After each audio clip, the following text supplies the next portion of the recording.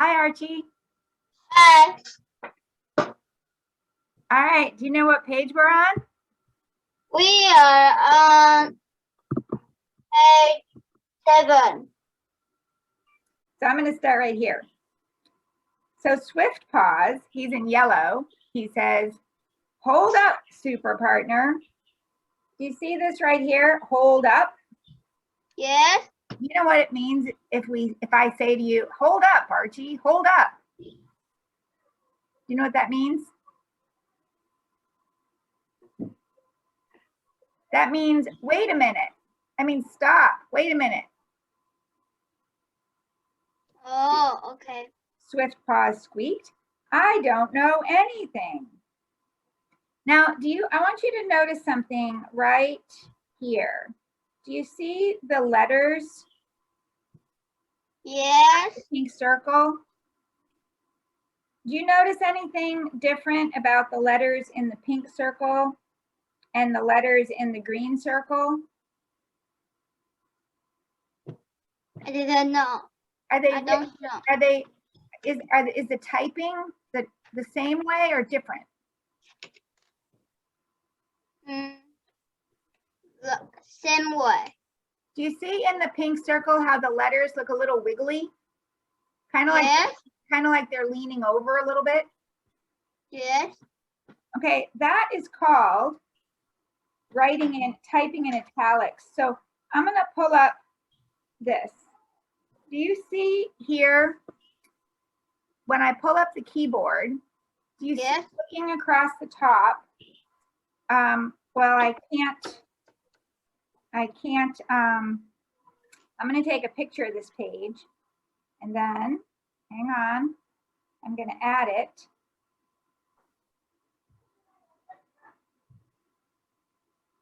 Okay, here it comes. All right, so here's the page that I just, right here, okay? But here's what I want you to look at. Do you see right here this I that I circled in pink? Yes. So if we touch that, it will make the letters be wiggly, okay? It'll make them look like they're leaning over a little bit. That I stands for this word, I-T-A-L-I-C, italic. So when you're typing in English, if you ever hit this I button, the I button always comes in between the B and the U. See the B and the U? Yes. The B stands for bold, and that makes the letters be darker, be bigger and bigger, okay? And the U, do you know what the U stands for? What? That stands for underline. It puts an underline underneath the words you are typing, okay? Okay. But the I stands for italic. Oops. Italic, right here. And italic makes the letters wavy, makes them look like they're leaning over. Now, there's a couple different reasons why an author might use italic letters. One is if they're giving the name of a book, the name of something. Another reason is because when you're speaking, they want you to really emphasize that word. Not say it louder so much as say it long, like stretch it out and say it more slowly. If they wrote the word very in italics, then you would read that sentence like this. We have a very special case on our paws, okay? So you'd read the word longer. But the other reason why they might use italic letters is if it's what someone is thinking. They're not saying it out loud, but they're thinking it. If they're saying it out loud, they'll put the quotation marks around what they're saying, right? And then we know they're talking out loud and other people can hear them. But what if someone is just thinking it in their head and no one can hear it? One way that authors show us what they're thinking is to use italics, okay? So that's what's happening right here in this right here in this pink circle. So when Geronimo Stilton is thinking to himself, wait, what? Had I just given up a triple-decker cheesy freeze cone for nothing? That's what he's thinking, okay? Because remember how he had an ice cream cone in his hand and he was really excited to eat it? And then his phone rang and he had to fly up into the air and go to this emergency. And here he says, okay, I'm here. What's the emergency? And Swiftpaws says, I don't know. And so now Geronimo is thinking, wait, what? You mean I just gave up my triple-decker ice cream cone for nothing? There's no reason to be here? And so that's what he's thinking in his head, but he's not saying it out loud, okay? Luckily, something happens right here. Let's see what it is. Luckily, Commissioner Rex Ratford, he's like the chief of the police station, okay? So he's important, had just arrived. And he says, and we know that he's talking because of these quotation marks right there. Do you see them? I put a green circle around them. Can you see? Yes. And he says, we have a very special case on our paws. Now, what do we normally say in English? We don't say on our paws because people don't have paws. But we do have, what are these? Not my paws, but my what? Finger. Well, what's the whole thing called?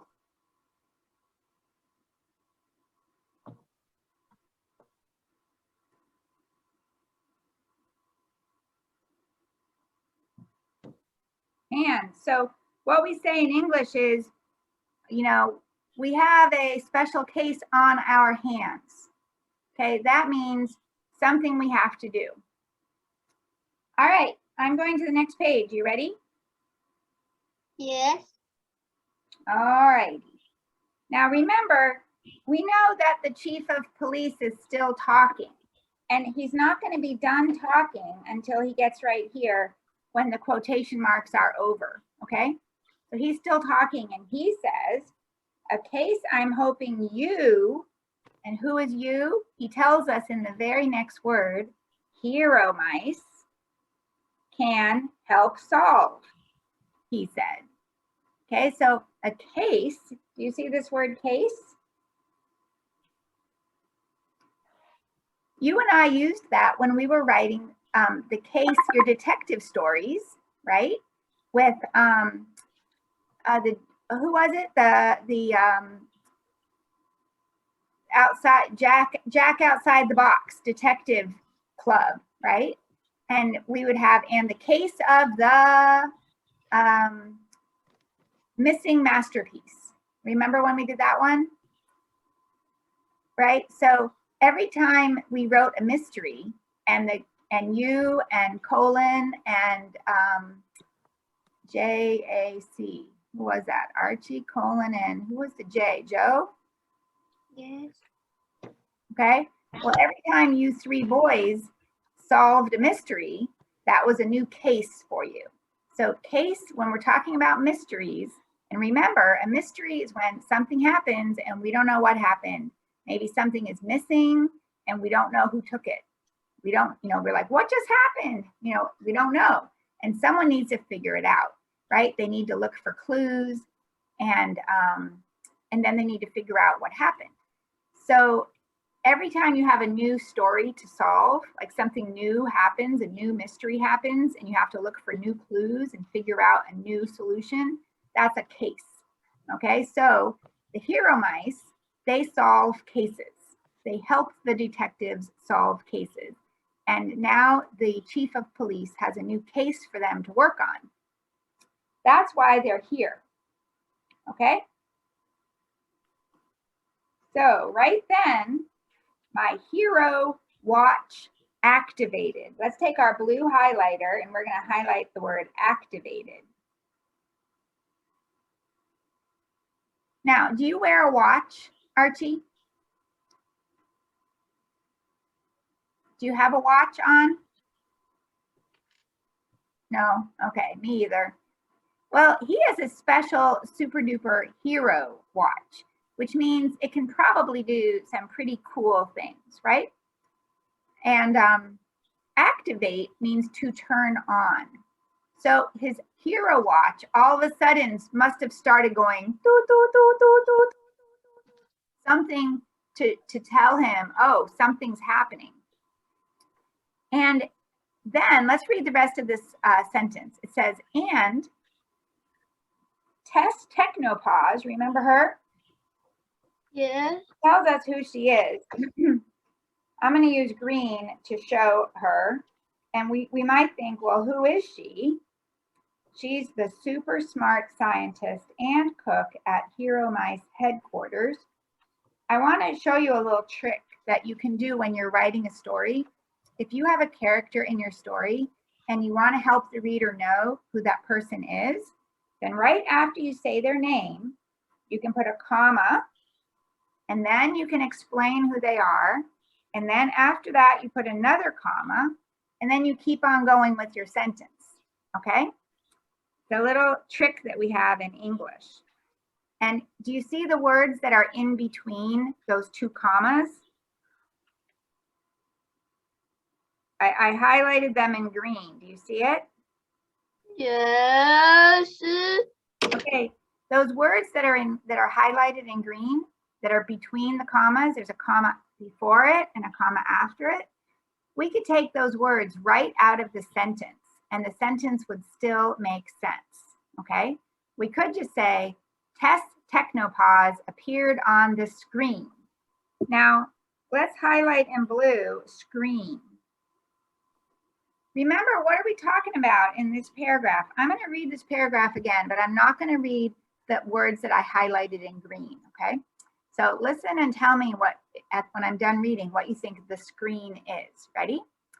Right then, my hero watch turned on, and Tess Technopaws appeared on the screen. What just happened, do you think? I can't hear you. I still can't hear you. You have your microphone turned off. Yeah, I can see because right next to your name, there's a little red microphone and there's a line through it that says microphone turned off. There it is. Okay, Archie, what do you think the screen is? I don't know. All right, I'm going to read this one more time and I want you to think. Ready? Here we go. My hero watch, that's Geronimo's hero watch, turned on, and Tess Technopaws appeared or showed up on the screen. What do you think just happened? I know how to scream. Yeah? Can there be a screen on a watch? No. Have you ever seen one of those fancy like Apple watches, or sometimes I see kids that have these fancy watches? Have you ever seen one? Oh, I see Yeah. one. Is it possible to look at a watch and to see a picture of the person who's talking to you? Yes, it's possible. Have you ever seen that? I've never seen that. So Wow. that's the kind of watch that Geronimo is wearing. And so he looks down and he can see the face of Tess Technopaws. Do you remember who she is? She's the one that looks kind of like a grandma, right? She's the cook and the scientist who kind of helps them out. She only works at the headquarters, but she kind of helps them out, right? Yes. So, let's see here. So he looks down at his watch and he can see her. And then she says, "Welcome, Super Stilton," she said to me. "Please come to the control room. I can explain everything." Dun, dun, dun, dun. We're going to find out what the case is about. Okay, so a moment later, Swiftpaws, Commissioner Ratford, and I gathered together at the Heromice secret base. It's very secret. People don't know where it is. But they got together.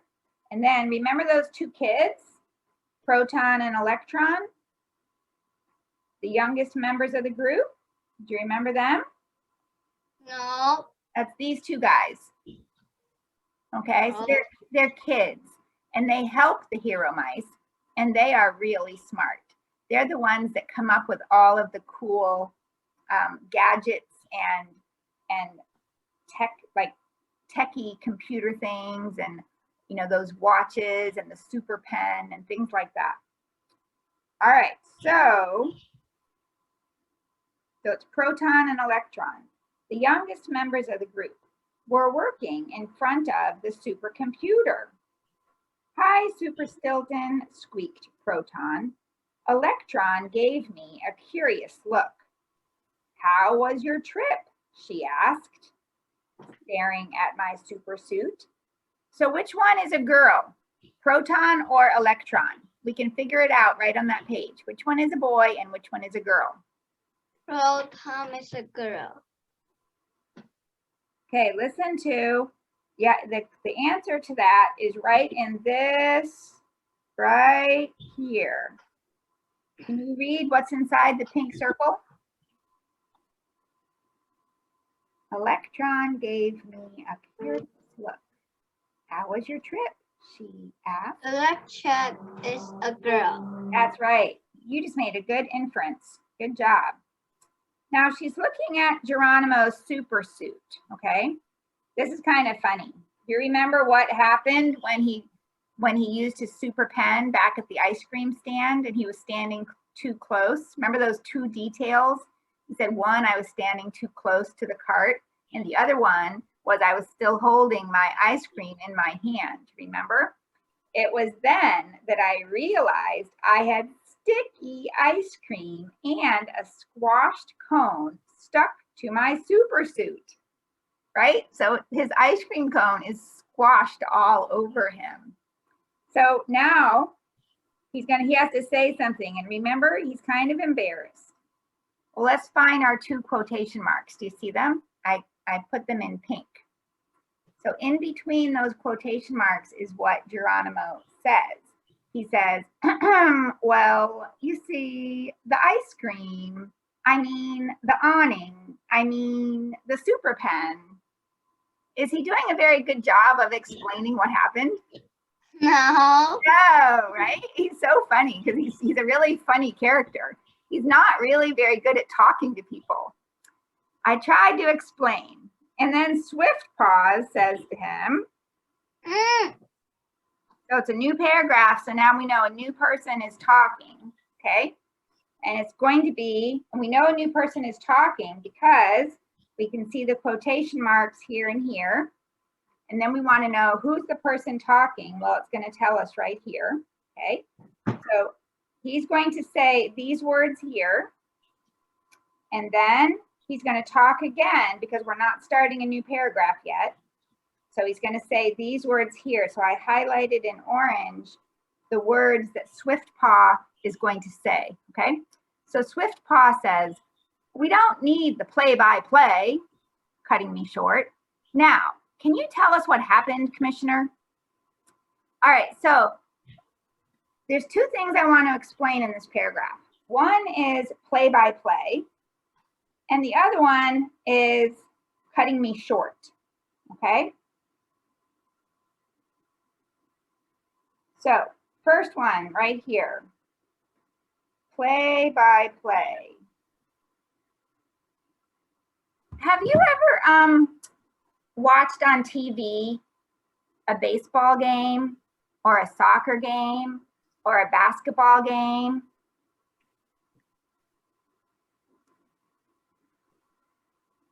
I did that. I don't watch. Have you ever seen your dad watching a game on TV? No. Well, if you ever get a chance to see a baseball game or a basketball game or a football game or a soccer game or the Olympics on television, there is always someone with a microphone who's telling you, the person watching the TV, is telling you everything that's happening, every single little thing. That's called giving the play-by-play. Okay, so if it's a baseball game, the person with the microphone, here's my microphone. The person with the microphone might say, number 33 comes to the bat. Here comes the first swing. He swings and misses, strike one. The pitcher winds up to take another throw.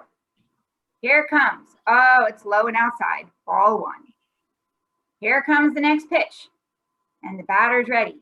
He swings, and it's going out into right field. It's going, home run, woo! And he's running around. 2 scores, 3-run score, 4-run score. It's a grand slam. Okay, so he's telling the audience every single thing that's happening, okay? That's called giving the play-by-play. So it's when you're telling someone every single little thing. You can feel like you're there even with your eyes closed, okay? But have you ever heard someone talking like me who just talks and talks and talks and talks, and you want to say, okay, I get the idea, just stop talking? I know my dad. So that happens with my dad, okay? So sometimes I'm talking to my dad and he wants to tell me every single little thing that happened that day. And I want to say, okay, I get the idea, just get to the point, right? I don't need the play-by-play. I just need to know what are the main things that happened, not every detail. So Geronimo is trying to explain why he has ice cream all over him, okay? So he's like, ice cream, awning, super pen. He actually doesn't explain anything. And his partner cuts him short. When you cut someone short, that's interrupting them. Okay, so he interrupts, which is not a nice thing to do. It's not polite to interrupt someone. So he interrupts his partner, and then he says, we don't need the play-by-play, Geronimo. And then he turns to the chief of police and says, okay, what happened? Now, was Swiftpaws very kind to Geronimo in this paragraph? No, right? Because first he interrupts him. That's what it means to cut him short, okay? Oops, I didn't want to do that. He cuts him short. That's not polite. And then he says something to Geronimo, which is, it's actually not very patient to say to someone, I don't need the play-by-play. It's saying to someone, okay, you're talking too much and I don't need to hear all of this. I don't want to hear all of this. Just get to the point. But it doesn't feel good when someone says that to you, right? I mean, if I want to tell my dad about my day and he says to me, oh, Karen, I don't need the play-by-play, just get to the point. I feel hurt. I feel like, he's not patient with me. He doesn't want to listen to me talk. He's judging me or telling me that I'm talking too much. And it doesn't feel good. So we have to be careful how we play-by-play. Yeah, we have to be careful how we use some of these words. Remember some of the other ones we've learned in this book, like scatterbrain and the super dunce. When you read a book, just because you hear some of the characters in the book use these words does not mean it's okay for us to use these words, okay? So when we are hearing different characters use these words, we need to be smarter than the author, and we need to say to ourselves, what does that tell us about this character? Do I want to be like him? Do I want to use those words, or do I not want to use those words? And we have to be a little bit careful about how we use play-by-play. I would not use it in the same way that Swiftpaws is using it in this paragraph, okay? All right. The head of police nodded right here. And then you see he's going to start talking. And there's the first quotation marks. We have to keep looking for the next quotation marks. And I don't see them until the very end of that paragraph. You see where I've made my two See where I've made my 2 pink circles? Okay. And we have to ask ourselves, how do we know who's talking? And it's because it tells us right here. Okay.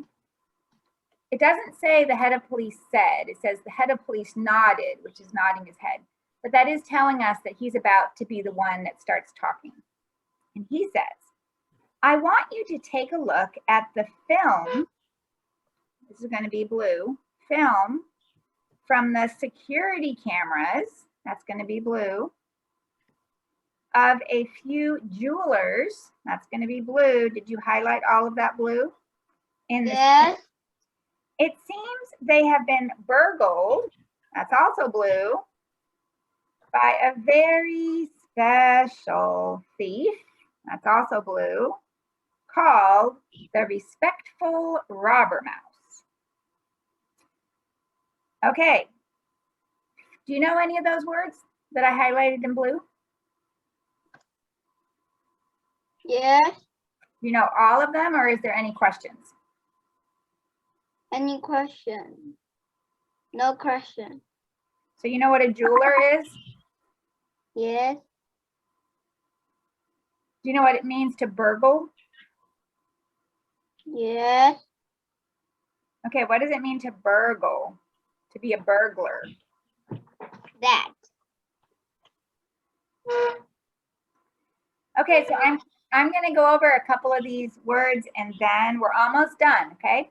So a film is a video. Now, I don't know about at your school, but at Morrison, they have video cameras set up everywhere. You know what happens out at recess if 2 kids get in a fight? Or if one kid comes up to me and says, Miss Camp, Johnny hit me, okay? Or he knocked me over and maybe he had fallen down and his knee is scratched, maybe it's bleeding a little bit. He needs to go see the nurse. And he says to me that someone pushed him or knocked him over. Do you think the principal might want to talk to the person who pushed him? No. Well, at our school, the principal would want to talk to that person. But what if nobody saw it? What if nobody saw this happen? Well, we have video cameras. And so the principal will go to the video camera and he will rewind it and look at the video of what happened when that person fell down and see if he can tell on the video who was the person that pushed him or knocked him over, okay? Another word for video is film. So at stores, especially a jewelry store is where they can have very beautiful earrings and bracelets and necklaces and rings that might be made out of diamonds and silver and gold. And so they are worth a lot of money. And stores like that need to be very careful that no one can come in and rob them or take things that don't belong to them. So they would have security cameras or video cameras set up that would take a picture of or take video of anyone that comes into the store so that they can watch and see what is everyone doing and is everyone secretly trying to steal something that doesn't belong to them, right? Right. So a jeweler is what we call a person who owns the jewelry store, and the jeweler is the person that makes the rings and the bracelets and the necklaces and so forth. Burgle is to steal. So burgled means stole. Someone had been stealing from a jewelry store. And a thief, we can call, a thief can be called a robber or a thief or a burglar. All 3 of those, robber, thief, burglar. I'm going to put them down here right under the word robber. So we can have a robber or a thief or a burglar. And these mean somebody who steals something that does not belong to them. And so the chief of police is saying, there's a jewelry store that got robbed. Someone went in and stole something. And we have a video of the robbery. Okay, we can see what happened during the robbery. But the robber was very respectful. He's being called the respectful robber mouse. And Geronimo says, why would you call a robber respectful? Respectful means you treat people in a nice way. Stealing diamonds from a store is not treating people in a nice way. It's doing a bad thing. So why would you call them respectful? And then Proton says to them, we know this is Proton because here's our quotation marks, and we can see that Proton is the one talking. He says it's the nickname they gave him on TV. So nickname, have you ever heard of a nickname? No. It's a lot in English. So if a person's name is John, his nickname might be Johnny. If a person's name is Christine, her nickname might be Chris or Chrissy. If a person's name is Robert, his nickname might be Bob. If a person's name is Bill or William, his nickname might be Billy.